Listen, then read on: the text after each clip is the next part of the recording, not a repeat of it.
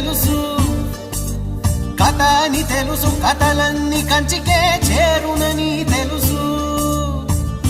తెలుసు తెర తొలుగుతుందని, తెలుసు తెల్లారుతుందని, తెలుసు ఈ కట్టె పుట్టుకుమంటదని, తెలుసు ఈ మట్టి మట్టిలో కలిసిపోతదని.